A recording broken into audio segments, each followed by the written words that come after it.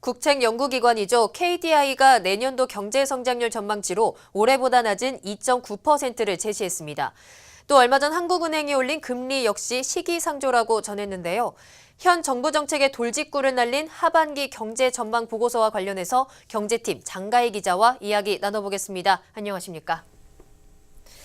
네, 장 기자. 일단 KDI가 내년 경제 성장률 전망치로 2.9%를 제시했습니다. 네, 이 KDI는 지난 4월 내놨던 전망치인 2.5%보다 0.4%포인트 상향 조정을 했지만 이 경기 개선 추세가 견실하다고 평가하기는 어렵다, 이렇게 진단을 했습니다. 네. 이 KDI는 어제 2017년 하반기 경제 전망 자료를 냈는데요.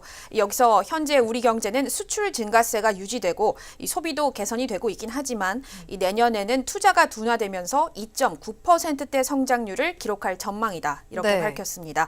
이 사실상 국제통화기금이죠. 이 IMF나 경제협력개발기구 OECD는 이 내년도 한국 경제 성장률을 연 3%로 전망을 하고 있었거든요. 네. 이 한국은행도 10월 전망에서 내년 2.9% 전망치를 내놨지만 이달 상향 조정을 좀 시사를 하기도 했습니다. 이에 비하면 KDI가 내놓은 전망치는 좀 낮죠. 다른 곳에서는 다 3%대를 내놓고 있는 지금 KDI만 약간 보수적인 전망치를 제시한 거거든요. 그 배경에는 반도체가 있다고요. 맞습니다. 이 KDI는 반도체에 의존한 경제 성장을 좀 불안하게 봤는데요.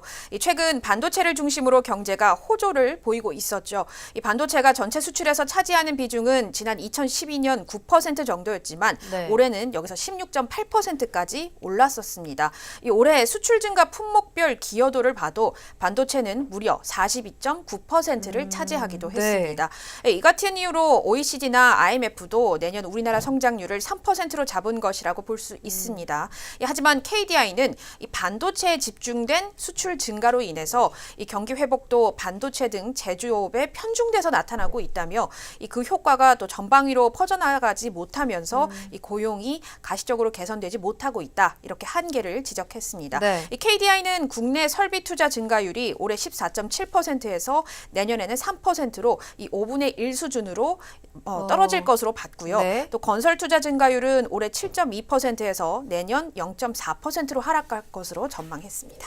사실 우리 경제에서 반도체 쏠림 현상이 심각하다는 문제는 계속해서 대두되고 있는데 KDI도 좀 이 부분을 지적을 한 것 같습니다. 이거에 이제 투자가 둔화될 거라는 점까지 함께 들었거든요.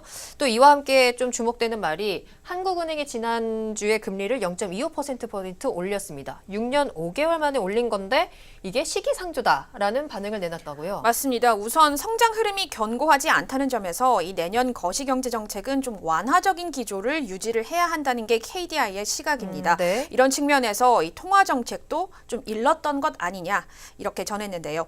그러면서 물가가 아직 낮은 수준을 유지하는 건 오히려 금리를 더 인하할 여지도 충분하다고 생각할 수 있다. 네. 이렇게까지 얘기를 했습니다. 지난주에 열린 금통위에서 이 금리를 동결하자는 소수 의견을 낸 조동철 이 한은 금통위원도 KDI 출신입니다. 당시 조 의원이 경기 회복세에 대한 우려를 표하면서 소수 의견을 낸 것도 현재 KDI의 주장과 맥이 닿아 있는 것으로 보입니다. 실제로 우리 경제 회복세가 일시적인지 계속해서 이어갈지는 낙관 그리고 비관론 모두 존재하는 상황입니다. 그렇군요. 일부 지표를 중심으로 좀 경제가 호조세를 보이고 있긴 하지만 아직 그 온기가 경제 전체로 퍼져나가는 건 아니다라는 얘기로 분석할 수 있겠습니다. 네, 잘 들었습니다. 지금까지 경제팀 장가희 기자였습니다.